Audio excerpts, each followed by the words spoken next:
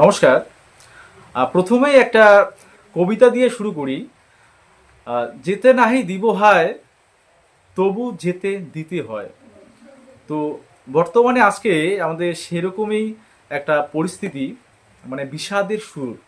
সবাইকে আহ, শুভ বিজয়ের আন্তরিক প্রীতি ও শুভেচ্ছা।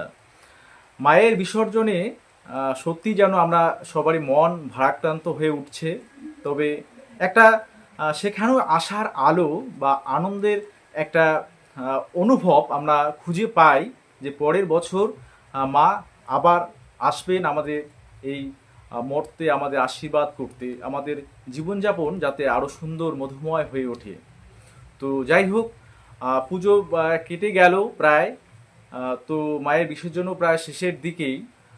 তো এরপরেই সবার জীবনে যারা ব্যক্তিগত লাইফ যেভাবে আমরা লিড করছি, হয়তো সেভাবেই চলবে এবং লাইফের ওঠানামা তোমরা জানো প্রত্যেকেরই আছে। 2025 সব থেকে বড় সাক্ষী হয়ে থাকবে বিভিন্ন এই ওয়েস্ট বেঙ্গলের যে চাকরি প্রার্থী বা যারা চাকরি হারা সকলের কাছে।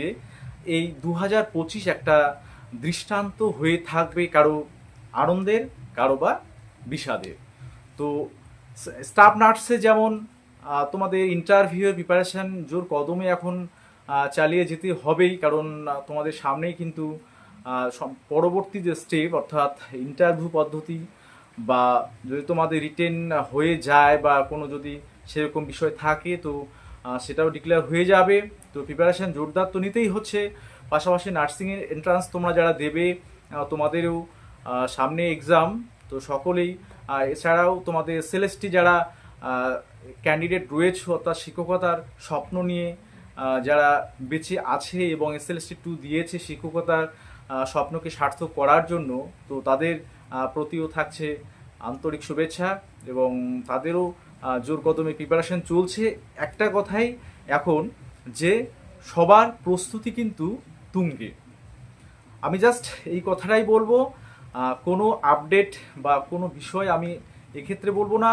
প্রত্যেককে আমি বলবো যে যে যে বিষয়ে তোমরা আছো, অর্থাৎ স্টাফ নার্সদের ক্ষেত্রে বা নার্সিং এন্ট্রান্স, এসএলএসটি 2, প্রাথমিক শিক্ষক, সমস্ত কিছুই একটা যেন মানে পুজোর পরেই একটা ধুমধাম আবার লেগে চলেছে আমাদের নিজেদের ব্যক্তিগত জীবনে একটা মোড় ঘোরানোর পালা। পাশাপাশি যারা সফল হবে অবশ্যই তাদের যেমন শুভকামনা থাকবে, তাদের জীবন যেমন অন্য দিকে চলে যাবে, অর্থাৎ সেটা জীবন মোড় বদলের যেহেতু পালা একটা। তো কারো কারো হয়তো বা এরকমও পরিস্থিতি আসতে পারে, অর্থাৎ যারা যোগ্য শিক্ষক শিক্ষিকা শিক্ষাকর্মীরা রয়েছেন, যারা চাকরি হারিয়েছেন, তাদের ক্ষেত্রেও হয়তো অনেকের জীবনে বিষাদের সুর নেমে আসতে পারেই। তো মায়ের আশীর্বাদে যেন সেটা না হয়, কারোর যেন এই ধরনের কোনো বিষাদের সুর জীবনে না আসে। মায়ের আশীর্বাদ সবার উপর সমানভাবে বর্ষিত হোক, এটাই আমি ব্যক্তিগতভাবে আমি চাই।